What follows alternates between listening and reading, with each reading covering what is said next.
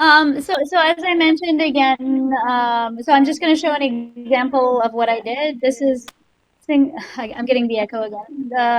This is the single cell data from the triple negative breast cancer experiment where I had 5 different time points. The FATE plot maps the progression like this. When we actually run our optimal transport method, we get a bunch of different trajectories starting from different cells. Note that some cells have no trajectories emanating from them. Those cells died. It's mostly this population of the initial cells that seem to originate trajectories.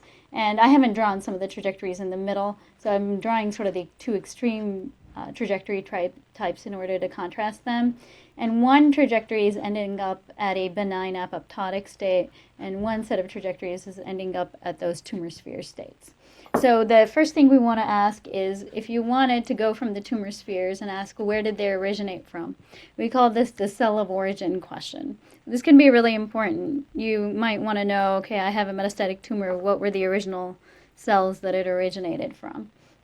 So we analyzed that. We analyzed that based on our growth proliferation rate network, that these were the cells that were proliferating in the initial time point and continued on to form trajectories that went into the second orange trajectories. So this is kind of a density estimation of the origin of the orange trajectory. And there are specific gene markers that we can identify with this as being high. So CD44 is a well-known kind of tumor initiating cell marker, as they call it. We found others, CAV1, EpCAM, and a host of others when we zoomed into the day zero. So this can be tested experimentally. So our experimental collaborator tested it. So when they seeded another round of this experiment, they sorted for cells that were CD44 high. So CD44 was one of our cell of origin markers. And then also for CAV1 and EpCAM high. And they looked at the number of tumor spheres that actually formed. So again, a while ago I showed you that these single breast cancer cells grow into like these tumor-like formations that are sometimes called mammospheres. And we indeed saw that when the pre-sorted cells started with EpCAM and CAV1 high, as well as CD44 high, that they form the highest tumor spheres per well. So that gives us some kind of experimental validation that we're honing in on the right cells of origin. So now if you actually look at these two trajectories, so there is the origin, but you can see that the cells occupy, these trajectories go in different parts of the state space. So if you want to understand that, you could potentially understand it, try to understand it in every single gene dimension. So you see these trajectories have these error bars on them because they comprise of a number of cell trajectories. And you can see that the gene dynamics are very different between these two trajectories, even among known markers. But biologically, the ability to validate continuous time changes in gene expression is very limited. You could do something like one marker at a time. And so instead what we did was we took these timed gene expression modules and we clustered them based on density into 5 genes that are initial expressors, and then the next set of genes that come up, and the next set of genes that come up. So it seems to us like there's cascades of genes that come up at different points in time, and we used this to learn gene regulatory network. And and then that was supposed to be part 2, which I'll get to. Just a little bit about the papers I was talking about. If you're interested in our manifold interpolating optimal transport flow formulation, you can read our NeurIPS MIOflow paper. TrajectoryNet is a paper from 2020 where we did this sort of thing, but in a kind of a clunkier way with what's called continuous normalizing flows. So we eliminated some of the baggage of continuous normalizing flows in MIOflow. And then the study that incorporates this method to study triple negative breast cancer is under revision at Nature Genetics right now, and you can look at the bioarchive. I'll transition to my part 2 now. So I'll stop share for a second. While you're doing it, could you just describe a little bit what was, maybe you did and I just missed it, what exactly was the experimental protocol that you did that generated those data? Was it in vitro, triple negative breast cancer line? Is Yeah, what so it was in a 3D matrigel. 3D The matrix, okay. collaborators seeded single breast cancer cells, Okay, and then they. which breast cancer cell line? Just for my own. That is a really good question. It is a triple negative breast cancer cell line, but I can't remember. It's human, but I can't remember the exact name There's right now. It's MDA like eight. 231, two this, some 150. Okay, whatever. I can look it No, up. I think it starts with like an H or something. I don't know. I'll figure it out and tell you. But we're actually very far from the people who are running the experiments. They live in Australia at the Garmin Institute. But we do talk to them pretty often. But I know they specialize in these 3D mammosphere cultures. So it's a 3D matrigel culture that allows this. Um, it's like HC30 something. Does that sound correct to you? Could be. That sounds like a colon cancer cell line, but whatever. Oh, does it? Okay, maybe I'm wrong. I remember a different study where I had pi 2t, but that was in my cell line. Okay, so moving on, and I'll try to keep this short. So this is the part where we're trying to learn what are gene regulation changes that are underlying these cellular trajectories. So we went through this. So the first approach that we tried is fairly simple. It's a statistical technique called Granger causality.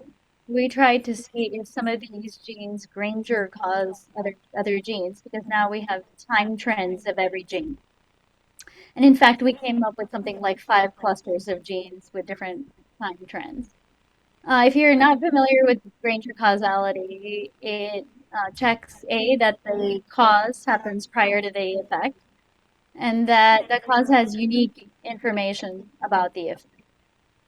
And eventually, what Granger causality does is performs an F test where the null hypothesis is that X does not Granger cause Y, and it looks at sort of a regression coefficient. Based on this, we came up with a Granger causality network. So this is a guess causal network, not a true causal network, where genes that come up first can Granger cause subsequent genes.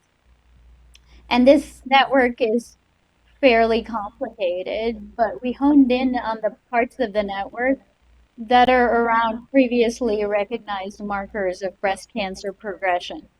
So we looked at about two steps of causality before every gene that we knew that was implicated in breast cancer, in triple negative breast cancer.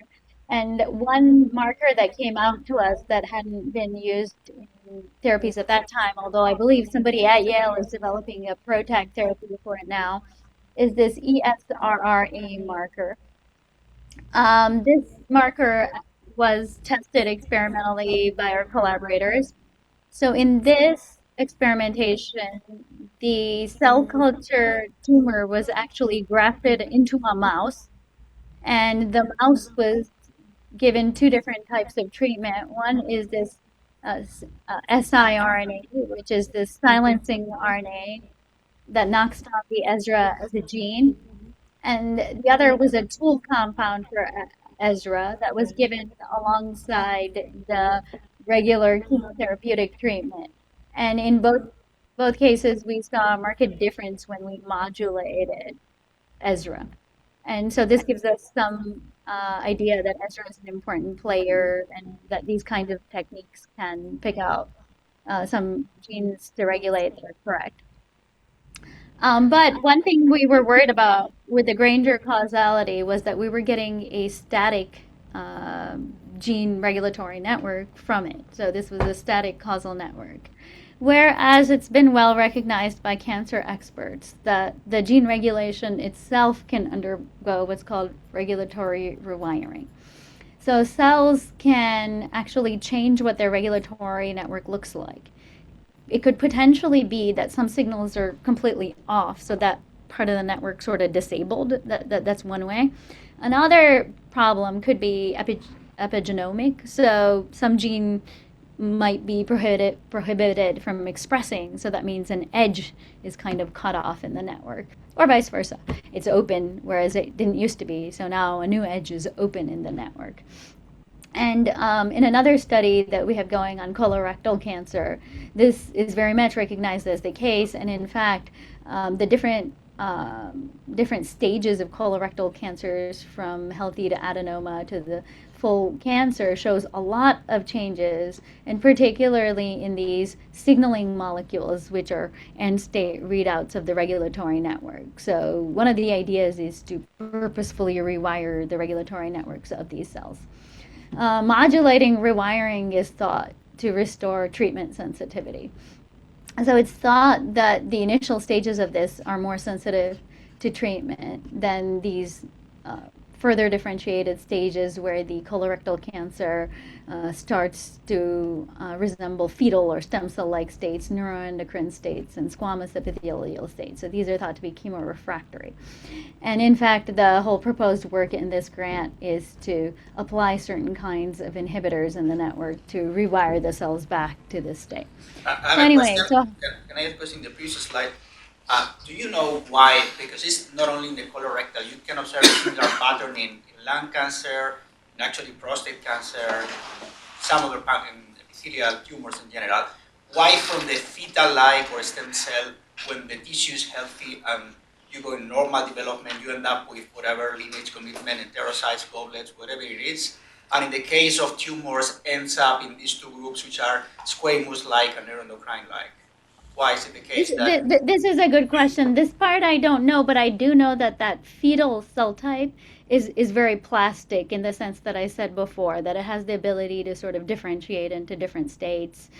And I think that that's kind of responsible for why it's able to evade therapy. Some cells differentiate into a state. So, but do you know why this new fetal state, say, or this new stem-like cancerous state has some, tendency to end up being a neuroendocrine one, while the normal one doesn't produce? No, I'm not an expert on colorectal cancer, so I don't know.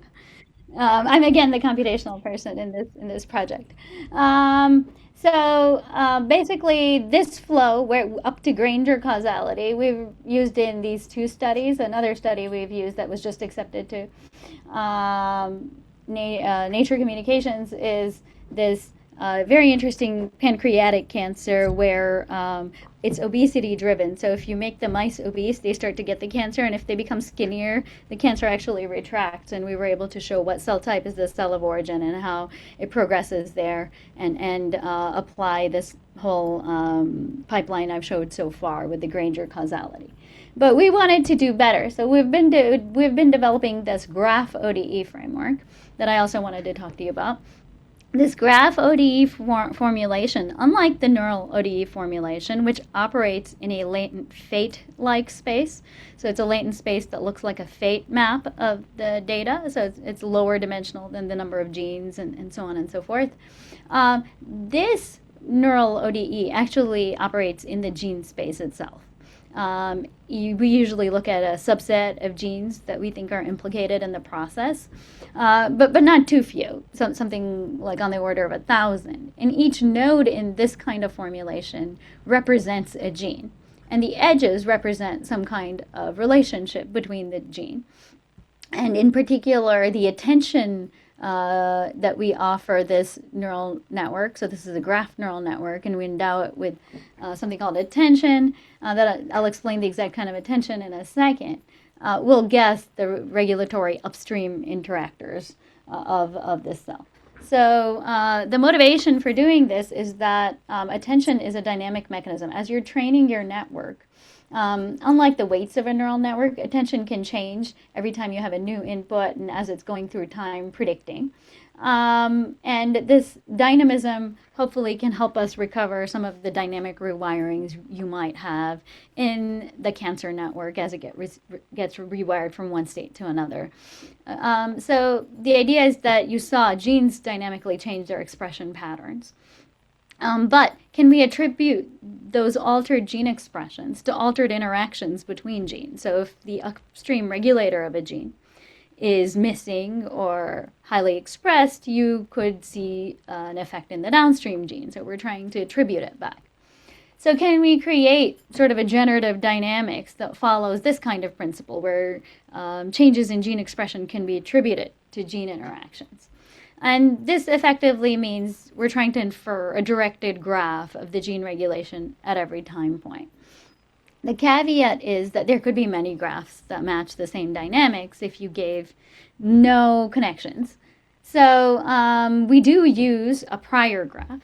So the prior graph is a graph that can be bootstrapped either using the Granger causality technique, or more and more we are getting these measurements called single cell ataxic measurements that can show us regulatory motifs that give us potential connections between gene regulators. So we actually have a penalty for moving very far away from the prior graph because we want to catch the key rewirings. Beyond that, this neural network is bootstrapped to the MIOflow neural network in that it's penalized to exactly match, just using mean squared error, the same gene trends, time-varying gene trends that MIOflow outputted once you decode those MIOflow trajectories.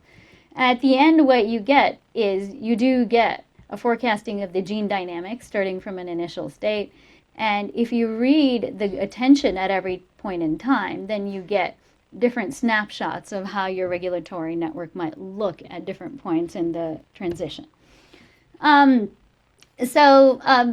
prior graph is a graph that's based on prior knowledge. And in absence of prior knowledge, we've been using the Granger causality graph. And staying close to that helps us move to a solution where you could have a couple of edges that deviate to fit the graph, but you won't have sort of a mirror image graph or some kind of symmetry-oriented problem where you're in a completely different part of the solution space. So can I just ask a general question?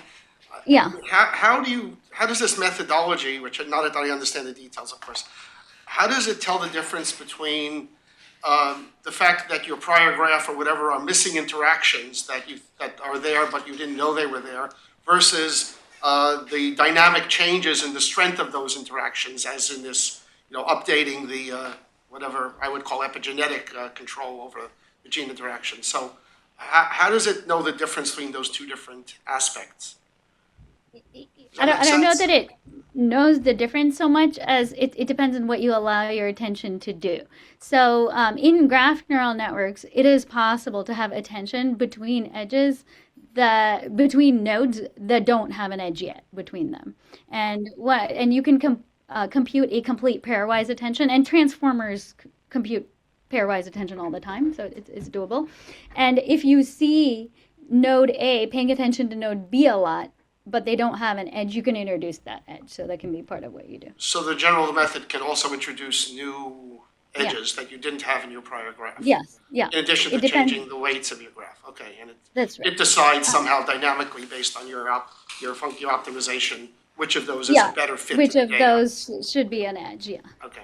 The basic way the attention can work is, so our attention is a little modified from regular graph attention in that it's attention over time. So we're looking, so quite a lot of the expression of any particular gene, the derivative of any particular gene, could be explained by autocorrelation. So it tries to separate an autocorrelation term from attention over its neighbors. And attention over its neighbors can go over a time lag. And we also have a mode where the attention over neighbors can go over a time interval, where it looks at all the transcripts that come in that interval. And this kind of attention supports what's called hysteresis, so you can look at buildup of a transcript before it triggers something else. And it, again, uses the learned weights, as well as the attention, as well as the graph structure, which is in the W, to come up with the derivative of the gene expression. So, and then again, the ODE solver, now this time the penalty is easy. It's not a population level optimal transport penalty. It's an immediate mean squared error penalty between the time varying gene trends. It's because we have MIOflow to bootstrap on.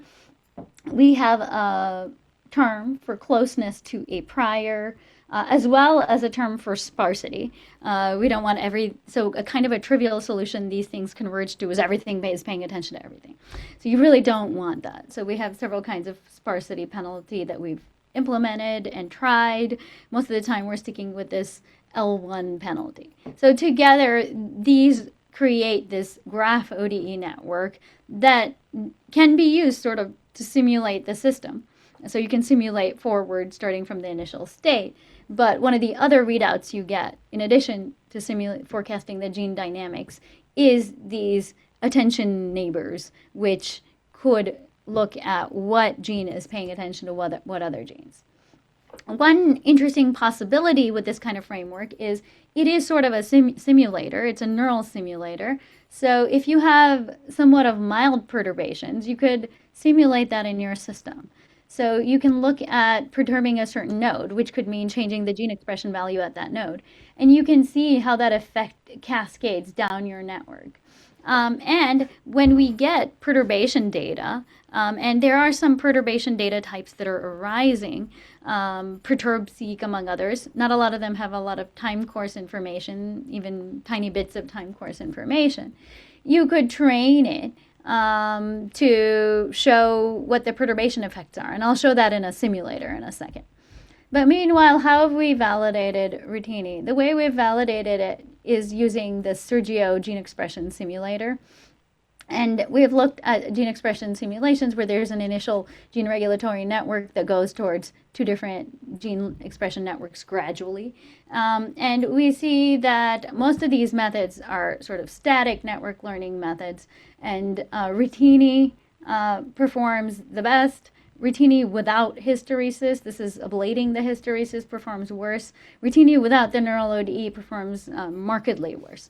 So this is where we're at with this, and we're actively using it in study, starting with our human embryonic stem cell differentiation data, also looking at chemo resistance data from the triple negative study. So here is one edition of our human embryonic stem cell data. This is data where we're only looking at two lineages. Those two lineages are neural progenitors and neural crest. This top one is a neural progenitor, and these are neural crest. And these are embryonic stem cells that are going towards those. We draw two different types of trajectories that have some amount of variability. And we've inferred two different networks, early and late, for both of these. And then we are simulating timed perturbations on these. The simulated timed perturbations show the perturbation of a particular gene, and then they show the effect on other genes. And we do see some interesting effects, like if you knock out SOX1, SOX9 goes down at the time point of knockout, but then it comes back up. So something else started to regulate it, and things like this. So we're at sort of simulation-based validation stages of these. And we have some amount of in silico perturbation data from these sources. We also, just as a matter of curiosity, have used RITINI to understand neural activity using another simulator called NEST. But that's probably the focus of a different talk. Most of the RITINI work, the published part of it, is from this Learning on Graphs conference. And the title is Inferring Dynamic Regulatory Interaction Graphs with Time Series Data. So the final part that I want to talk about is it's what's called landscaping perturbations or cancer conditions. And it has a close relationship between what I was talking about before, both because of the optimal transport and because of the ability to map perturbations. And so, in short, we're now collecting data sets like we once used to collect data points. So we can have a single time point on thousands of cancer patients, or we can have perturbations of a number of different patients. And there's a need to landscape or map these. So in a paper that we had at the end of 2023, we had a number of drug perturbations on cancers that were actually extracted from colorectal cancer patients. And they were grown, these extracted cancers were grown as these patient-derived organoids. They were measured in using proteomics. So now my matrix was a cell by proteins rather than genes matrix. And we developed an static optimal transport method to sort of map all of these different patients. The way we did that was in mass cytometry, which is the technique that measures all these proteins.